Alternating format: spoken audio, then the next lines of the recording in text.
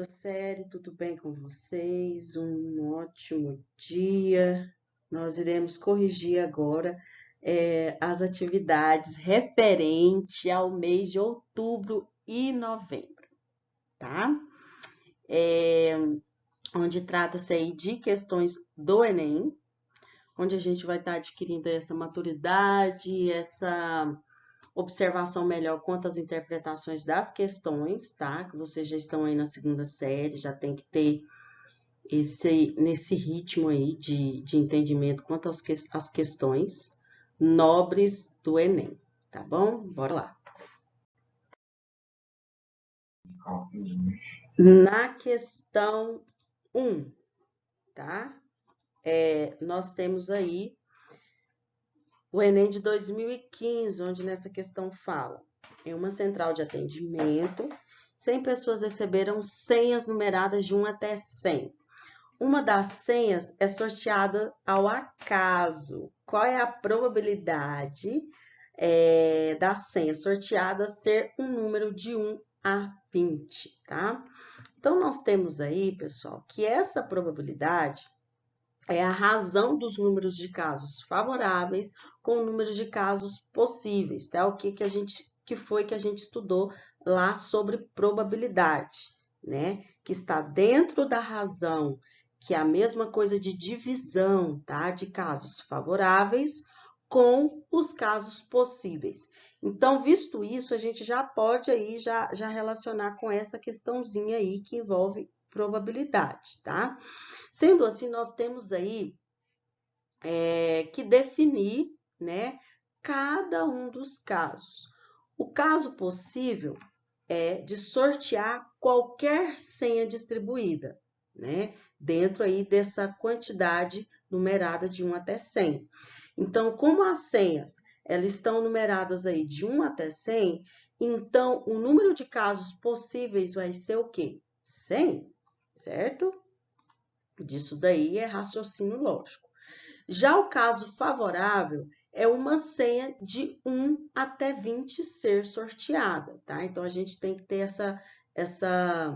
saber dessa diferença aí entre casos possíveis, que nesse caso aí, os casos possíveis são 100 casos, e ter a noção aí de casos favoráveis, que são senhas de 1 até 100, tá? Então, visto isso, dentro dessa perspectiva aí, nós podemos, né, definir que de 1 até 20 existem quantas senhas? 20 senhas. Então, o número de casos favoráveis é igual a 20, tá? Portanto, a probabilidade que eu sei que é o número de casos favoráveis dividido pelo número de casos possíveis, vai ser aí 20 dividido por 100, que nada mais é do que 20%, que vai ser aqui sua alternativa C.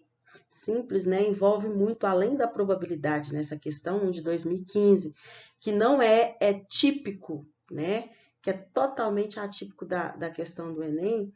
Ela envolve, além da probabilidade, envolve aí o raciocínio lógico, tá? Uma questão muito simples, gente, muito bacana aí do Enem.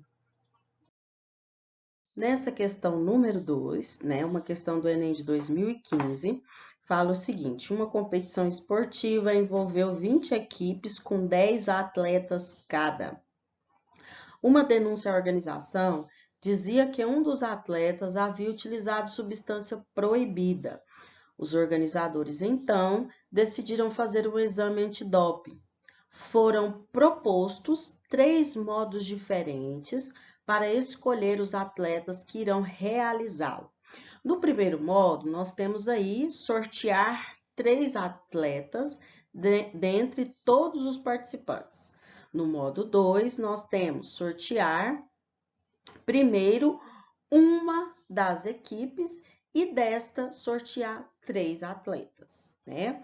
No modo 3, nós temos sortear primeiro 3 equipes e então sortear um atleta de cada uma dessas 3 equipes. Visto esses modos, então, meu povo, considere que todos os atletas têm igual probabilidade de serem sorteados, e que a probabilidade de 1, a probabilidade de 2 e a probabilidade de 3 sejam as probabilidades de um atleta que utilizou a substância proibida, seja um dos escolhidos para o exame no caso do sorteio ser feito pelo modo 1, 2 ou 3. Então, a priori, o que a gente tem que pensar aqui? Ó, que nós temos aí 20 equipes, né? 20 equipes, cada uma com quantos atletas? 10 atletas cada, né? Então, nós temos no total aqui, ó, de atletas, se você multiplicar 20 equipes vezes 10, né? Você vai encontrar a quantidade de atletas total. No caso, aí a gente tem 200 atletas no total. Então, partindo disso, visto isso, então, que a gente calculou, né? A quantidade total de atletas dentro dessa equipe, né? Dentro dessas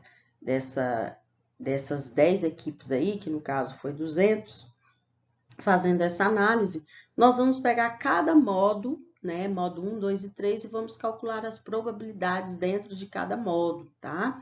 Nesse modo 1 aqui, ó, falou o seguinte, sortear 3 atletas dentre todos os participantes. Então, a probabilidade de 1, desse modo 1, vai ser 3 vezes dentre todos os participantes, né? Todos os participantes seria quais os participantes? 1 dividido por 20, 1 dividido por 200, né? Que multiplica 199 dividido por 199, vezes 198 dividido por 198, vezes 197 dividido por 197, entendeu? E assim por diante, tá? Só que isso aqui vocês concordam comigo que seria 1, a mesma coisa que está multiplicando por 1, tá? Então, 3 vezes 1 dividido por 200 vai dar 3 sobre 200. Calculamos a probabilidade 1 aí. Agora, dentro do modo 2, nós temos de sortear primeiro uma das equipes e desta sortear 3 atletas, tá? Então, a probabilidade 2 vai ser 1 dentre quê? Dentre as equipes, né? 1 sobre 20, e depois sortear 3 atletas. Então, vezes 3, que multiplica 1 sobre quanto que é a quantidade de atletas, não é 10?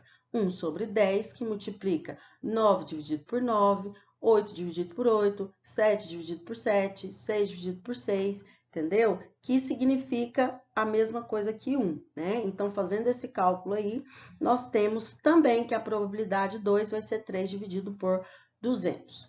Já na probabilidade, né, dentro desse modo 3, nós temos aí de sortear primeiro 3 equipes e então sortear um atleta de cada uma dessas 3 equipes. Então, a probabilidade de 3 vai ser 3 vezes 1 sobre 20, que é a quantidade lá de equipes, né? Vezes 19 dividido por 19, vezes 18 dividido por 18. Depois, ele falou para sortear um atleta em cada uma dessas 3 equipes, tá? Como eu já multipliquei por 3 aqui, então, 1 dentre os atletas, 1 sobre 10, que multiplica 10 sobre 10, que multiplica 10 sobre 10 e assim por diante, tá? Que é igual a 3 dividido por 200. Calculei todas essas probabilidades. O que eu pude perceber, pessoal? Que dentre, né, todas essas probabilidades, que elas são iguais, né? Pois essa equipe desses atletas podem ser as primeiras, a segunda, a terceira a ser sorteada. E a probabilidade de ser sorteada na equipe é de 1 sobre 10, tá? Assim, nós temos o quê? Que P1 vai ser igual a P2, que vai ser igual a P3, né? Que a nossa alternativa é, beleza?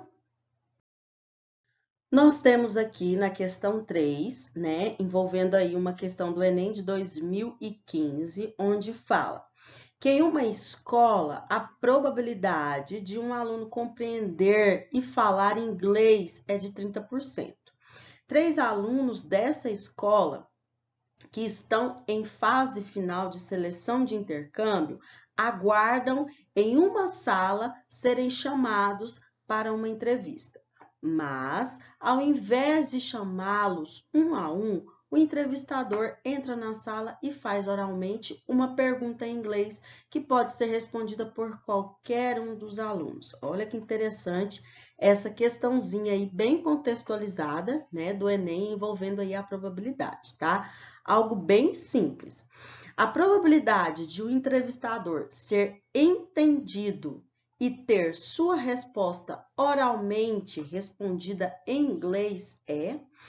Bom, pessoal, retirando aí, analisando todos os dados, né, deste problema envolvendo probabilidade, nós podemos perceber que a probabilidade de nenhum dos 3 alunos responder a pergunta feita pelo entrevistador, pessoal, é de quê?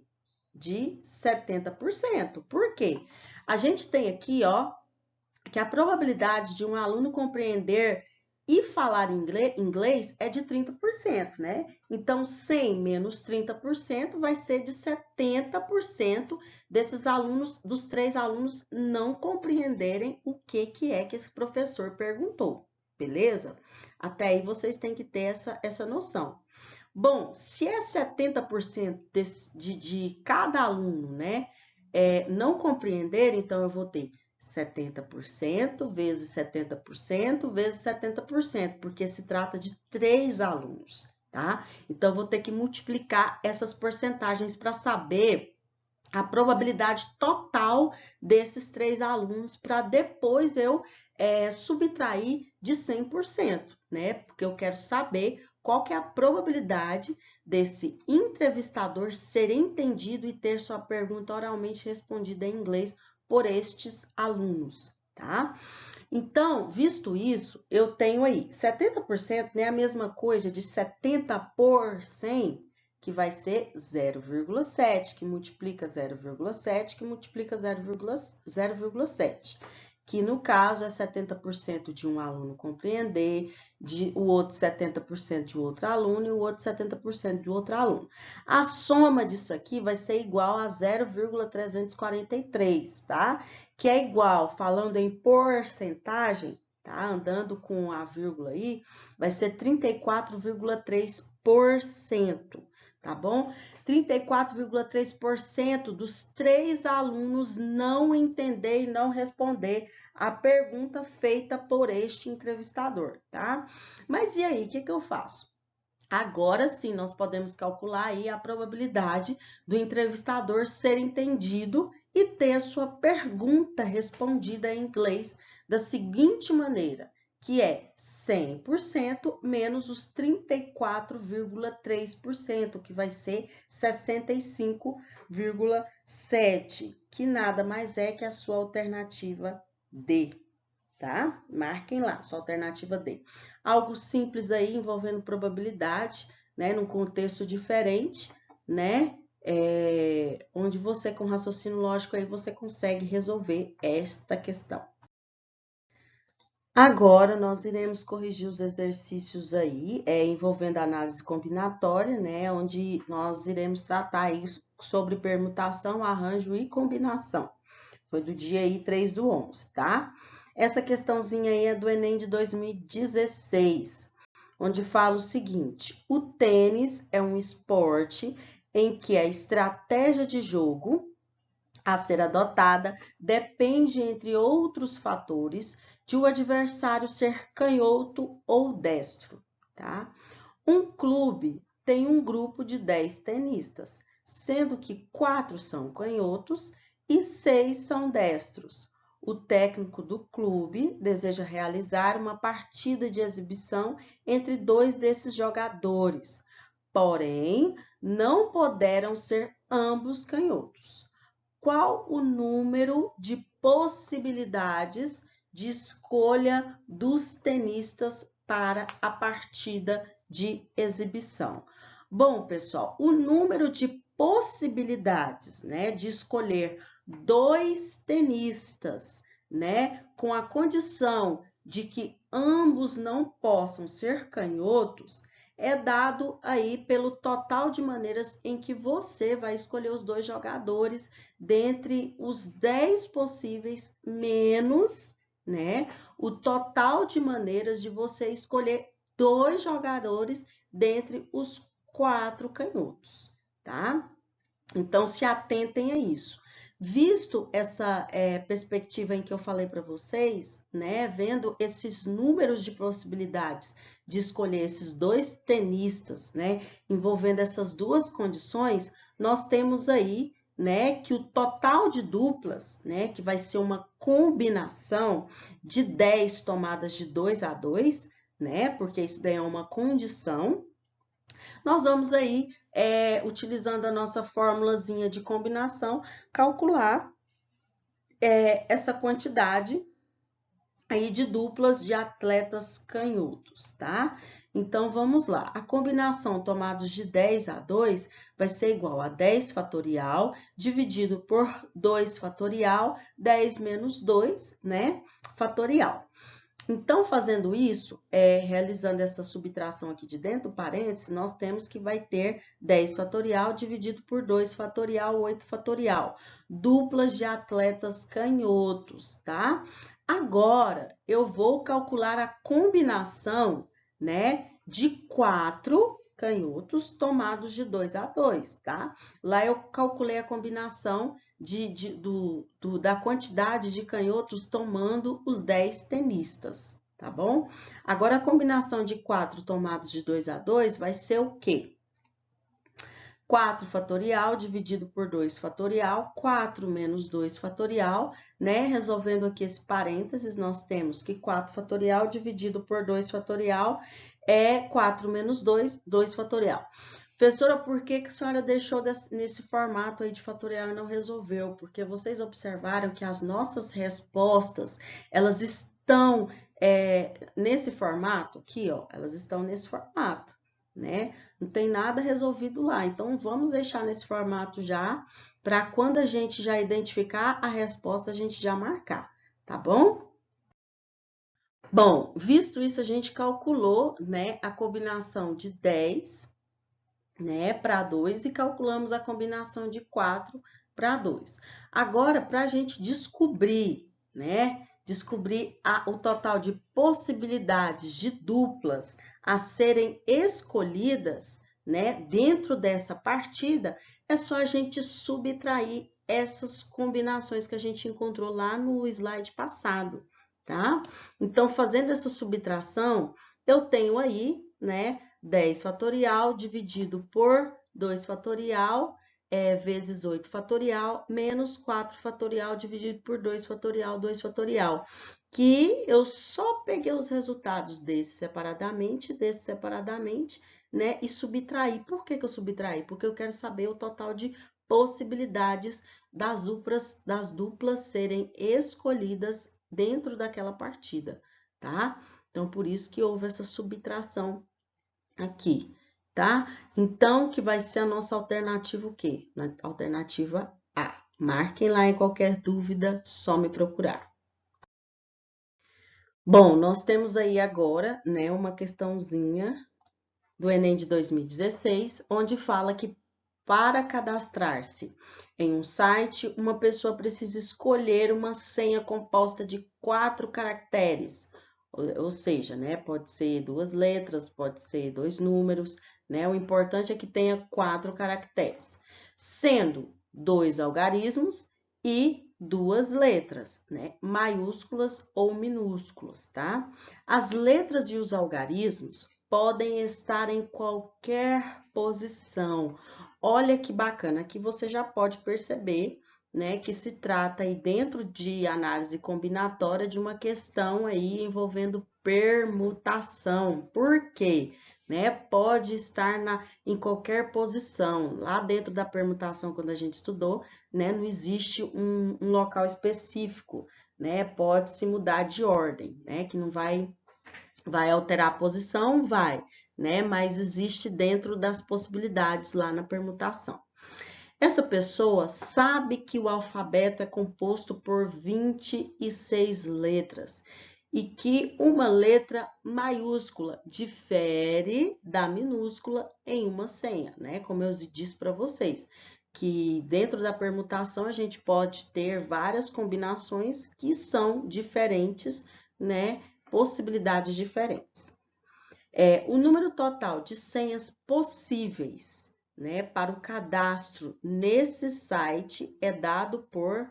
Bom, pessoal, vocês têm que atentar o que é que a senha vai ser composta. A senha vai ser composta por 2 algarismos e 2 letras, né? Então, nós temos que dentro desses algarismos, vocês têm os números 0, 1, 2, 3, 4, 5, 6, 7, 8 e 9, tá? Mas existem quantas possibilidades aí dentro desses algarismos? Existem 10 possibilidades, porque eu estou contando aí com 0, tá?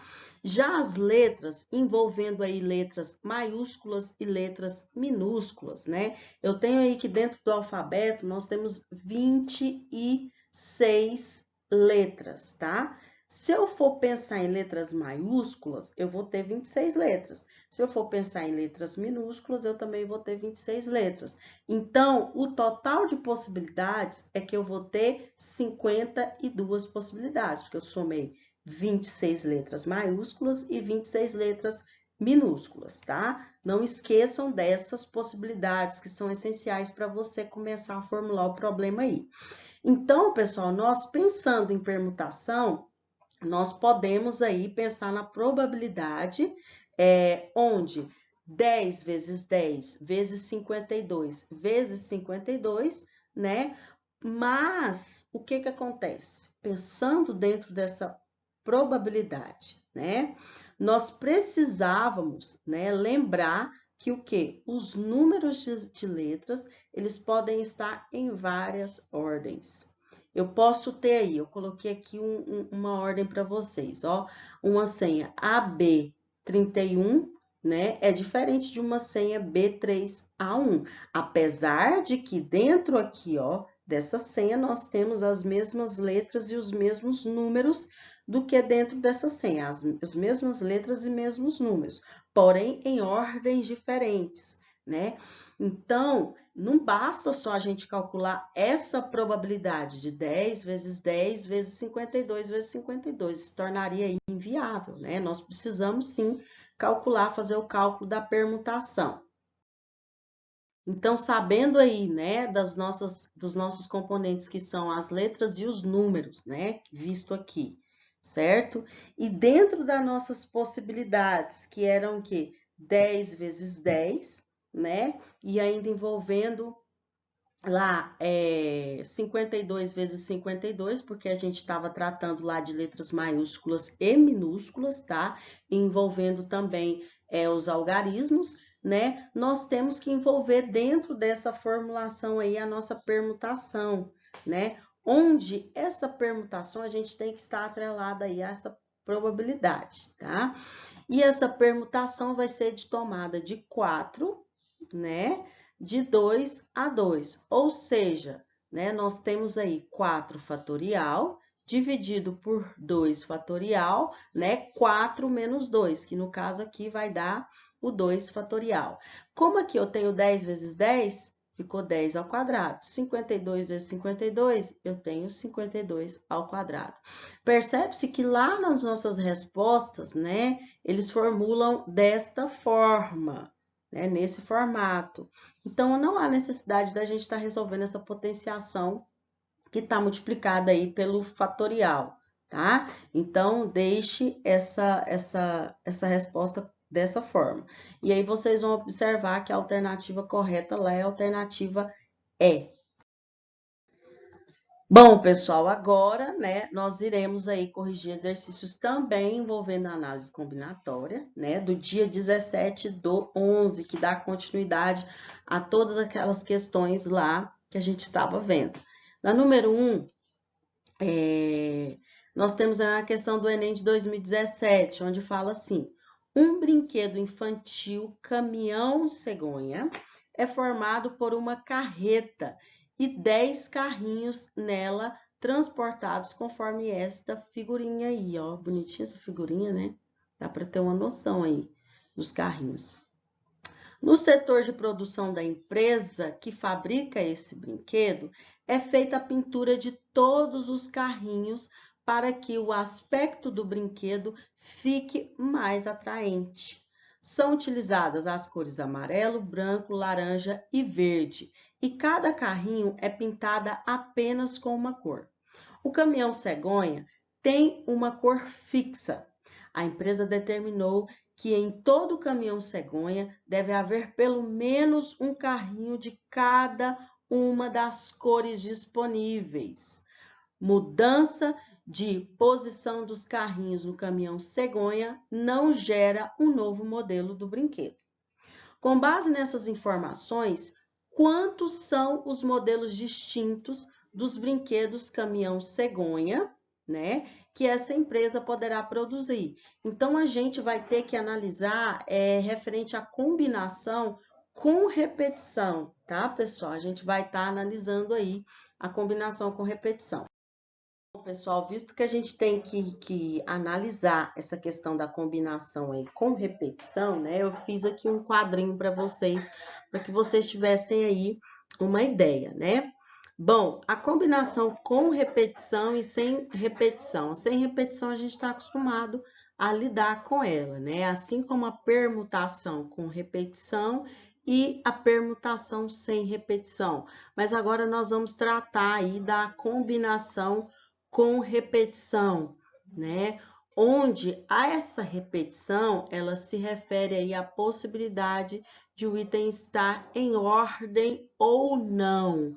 N é o número aí, tá? Nzinho é o número de itens que podem ser selecionados, né? Ou seja, itens possíveis selecionados, tá? Então, nós iremos utilizar aí essa formulazinha, né, para calcular esse valor aí dessa combinação.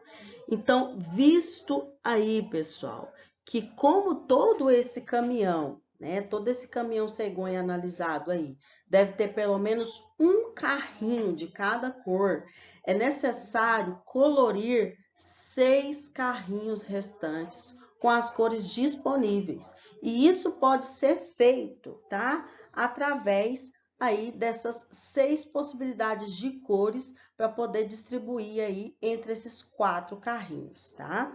Assim, nós podemos utilizar essa equaçãozinha aí de combinação com repetição, né? Onde pode haver aí a repetição, onde a sua ordem não vai importar. Logo, eu tenho que o número N vai ser igual a 6, né? E o número de, que são 6 possibilidades, né? E o número R vai ser referente aí à distribuição das cores nos 4 carrinhos, tá? Então, eu tenho aí que a minha combinação, né, vai ser N, que no caso é 6, mais o R, que no caso é o 4, menos 1, né, que é da fórmula, 4 menos 1, né, que vai ser o valor substituído aqui por R. Então, eu tenho aí que N vai ser 6, mais R, que vai ser 4, menos 1 da fórmula fatorial, dividido por N, que é 4 fatorial, R, que no caso é 6 menos 1, então eu tenho aí essa combinação, né? 6 mais 4, 10 menos 1, 9, né? 9, e o 3, né? Dentro aí de 3 possibilidades, né? Então, eu tenho que 6 mais 4 menos 1 vai ser o quê? 9 fatorial dividido por 4 fatorial, né? Resolvendo esse parênteses aqui, 5 fatorial, tá? Então, vai ser uma combinação de 9 dados 3, né? Que vai ser aí a nossa combinação, beleza? Eu tenho agora, pessoal, aí, né, na questão 2, né, Enem de 2018, onde fala os alunos da disciplina de estatística, em um curso universitário, realizam 4 avaliações por semestre, com os pesos de 20%, 10%, 30% e 40%, respectivamente. No final do semestre, precisam obter uma média nas 4 avaliações de, no mínimo, 60 pontos para poder ser aprovado, tá? Um estudante dessa disciplina obteve os seguintes pontos nas 3 primeiras avaliações, que foi 46, 60 e 50, respectivamente também. O mínimo de pontos que esse estudante precisa obter na 4ª avaliação para ser aprovado é de quanto? Bom, pessoal, para que você consiga determinar essa pontuação mínima, basta fazer a média ponderada, tá? Eu coloquei aqui para vocês algo bem simples sobre a média ponderada. Vai ser o quê? 0,2, que é representada pelos 20%, né? Vezes 46, que é a primeira nota, né? Mais 0,1, que representa aqui os 10%, vezes a segunda nota, que é 60, mais 0,3, que representa os 30%, vezes a terceira nota, que é 50, mais 0,4, que representa aqui os 40%, vezes a nota P, que eu ainda não sei e quero descobrir, né, qual vai ser o mínimo de pontos aí que esse estudante precisa ter nessa 4ª avaliação para que ele seja aprovado e chegue aí no mínimo 60 pontos, né? Dividido por quanto? Né? Pelas minhas porcentagens, né, gente? No caso, 0,2 mais 0,1 mais 0,3 mais 0,4, que representa aqui essas porcentagens, que é igual a quanto? 60 pontos, tá? Que é o que tem que ter para poder conseguir ser aprovado. Tá, aqui eu vou fazer as respectivas multiplicações, que deu 9,2 mais 6 mais 15 mais 0,4 vezes P, que eu quero saber o mínimo de pontos, que é igual a 60. 0,2 mais 0,1 mais 0,3 mais 0,4 é igual a 1, tá? Posso multiplicar cruzado aí? Devo, né? Que se trata aí de uma igualdade. Então, fazendo isso, nós temos aí, ó, 30,2 mais 0,4P, que é igual a 60, tá? Isolando aí esse P, né, nós temos 0,4P, que é igual a 60, menos 30,2, né? Então, eu chego aí, consigo chegar ao meu P, que vai ser igual a 29,8 dividido por 0,4, que vai ser 74,5, que é a minha alternativa C, né? Então, o mínimo de pontos que esse estudante precisa obter nessa 4ª avaliação é 74,5. Melhor ter aí 75 pontos para garantir, né? Pessoal, aqui nós temos agora a correção dos exercícios, né? Referente aí à geometria plana, perímetro e área, do dia 24/11, tá? Uma questão aí do Enem de 2014. Conforme o regulamento da Agência Nacional de Aviação Civil, a ANAC, o passageiro que embarca em voo doméstico poderá transportar bagagem de mão.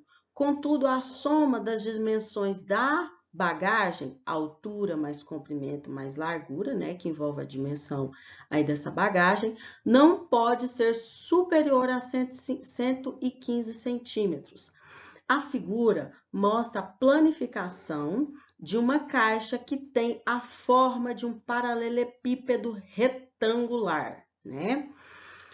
O maior valor possível para X em centímetros para que a caixa permaneça dentro dos padrões permitidos pela ANAC é... Bom, pessoal, como foi dado aí a espessura da caixa, né? Que a gente pode ver aqui, ó, que é 24 centímetros. A largura dela nós devemos calcular, né? Então, bora lá.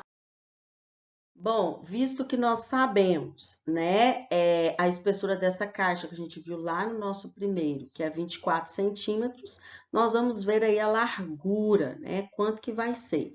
Bom, pessoal, observando esse desenho aí, nós podemos perceber que a largura total é o quê? 90 centímetros, né? Então, para a gente descobrir aí, né, a gente vai ter que fazer uma operaçãozinha aí de subtração, tá? Para poder descobrir essa largura, né? Sabendo que essa largura aqui total é 90, então a gente vai ter que diminuir aí os 24 de um lado e 24 do outro, né? Lembrando que a altura dela vai ser 24 centímetros e a sua espessura vai ser x, que é o que eu quero descobrir, né? Como nós queremos aí, né, o maior resultado possível para x, a soma de todas as dimensões anteriores, né, que a gente já viu, deverá ser igual a 115 centímetros, conforme lá os dados iniciais do nosso problema, que é o valor máximo dessa soma, né? Então, calculando isso, nós temos aí, tá? Sem calcular, tá, o valor da largura. Eu já coloquei tudo nessa equaçãozinha aí do primeiro grau para a gente descobrir nossa espessura, que é x. Então, 24, né, que é a nossa altura, mais a largura, que é 90 menos 24, mais x, que é a sua espessura. Isso tudo tem que ser igual a 115, tá? Então, 24 mais 90, né? Sinais iguais, eu somo e conservo o sinal, menos 48, mais x, que é igual a 115. Então, ficou 90 menos 24 mais x, que é igual a 115, tá? Então, diminuindo 90 menos 24, que vai ser 66, mais x, que é igual a 115. X vai ser igual a 115 menos 66, 66 estava positivo, passou para lá, negativo. X vai ser igual a 49, que é o valor da nossa espessura, que a alternativa é. Percebe-se tanto que foi fácil, né, pessoal? Como se tratava aí, né, de descobrir a espessura, a gente somou todos os dados e verificou qual que é a maior espessura que deveria ter essa mala, né, igualou e resolveu essa equaçãozinha aí do primeiro grau, né, envolvendo a soma aí, tá? Meu povo, aqui a gente tem mais uma questão e última, né, envolvendo aí o Enem de 2014, onde fala: um sinalizador de trânsito tem o formato de um cone circular reto. Cone circular reto, tá? Lembrem, cone circular reto. O sinalizador precisa ser revestido externamente com adesivo fluorescente, tá? Desde sua base do cone, até a metade de sua altura, né? Para sinalização noturna. O responsável pela colocação do adesivo precisa fazer o corte do material de maneira que a forma do adesivo corresponda exatamente à parte da superfície lateral a ser revestida. Aí agora ele pergunta qual deverá ser a forma do adesivo, né? Dentre aquelas várias A, B, C, D, E, né? Qual que é a forma? Gente, se tem um formato de cone circular reto, pensam num cone circular reto, né? Nós temos aí que analisar que essa questão exige um revestimento que cubra esse cone, né? Da base desse cone, né? Desta base até a metade dele. Então, analisando todas essas alternativas da letra A até a letra E, né, nós percebemos que o que melhor apresenta esse formato circular e conveniente ao do cone, né, circular reto, e não ultrapassa a parte superior dele, ou seja, aquela pontinha, né, essa ponta aqui, ó, tá vendo que eu dividi? Essa ponta daqui para cima é, no caso, esse daqui, que representa a alternativa E, tá? Beleza? Uma questãozinha envolvendo aí principalmente o seu raciocínio e sua maturidade de desenvolver a interpretação desse problema. Bacana? Qualquer dúvida, só me procurar.